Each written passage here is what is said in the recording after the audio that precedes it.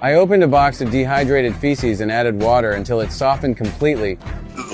Then, at regular intervals, I scooped a generous spoonful, placed a raw potato on top, and poured another layer of water over it. Day by day, over more than 2 weeks, this patch of barren soil in my hands transformed into a fertile plot, a lifeline that would be my only hope for survival over the next 3 years. Hey there.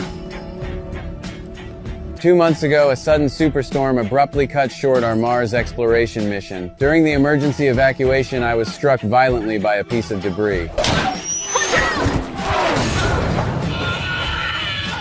My spacesuit tore, alarms blared sharply, and for a moment, I was on the brink of death. Commander Lewis tried to reach me, but the ship was severely tilted, and he had no choice but to order the surviving crew to leave Mars immediately.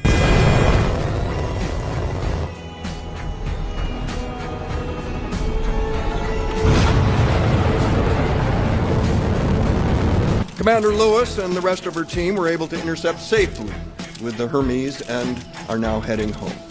But Mark Watney is dead. What no one knew was that I had been buried beneath the Martian soil. The Earth slowed the loss of oxygen, and miraculously, I survived. A metal rod had pierced my abdomen, but fortunately the base remained intact and my internal organs were unharmed. Communication systems were completely destroyed, and my teammates were already en route back to Earth. No one knew I was still alive. I had become the only human on Mars. Outside, the storm shifted unpredictably, and the base could sustain damage at any moment. The worst-case scenario, an internal explosion, would kill me instantly. I quickly pushed fear aside and began drafting an ambitious plan to save myself. The storm raged for 2 days, and by the 3rd day, the skies cleared, bringing a sense of calm. At first, my plan was simply to wait, but the next exploration team wouldn't arrive for another 4 years. I started calculating my food supplies and realized they would last just over a year, not nearly enough. Suddenly, a solution struck me. As a botanist, I eagerly began a video diary outlining my plan to use potatoes to secure my food for the next 3 years. Without hesitation, I collected my teammates' feces, turning it into high-quality organic fertilizer. I converted my workshop into a greenhouse, layering thick Martian soil across the floor. The rest of the work was straightforward: fertilize and plant. But the biggest challenge was water. Each square meter of potato crops required at least 40 liters to fully grow, and this plot spanned 126 square meters, an enormous amount. On Mars, this seemed almost impossible, but I had a plan. I extracted a barrel of water from the ship's backup fuel, using rare metals as a catalyst to separate nitrogen and hydrogen. Then I used electric wires to ignite wood shavings, burning hydrogen to generate water. Just as I cheered at my success, disaster struck.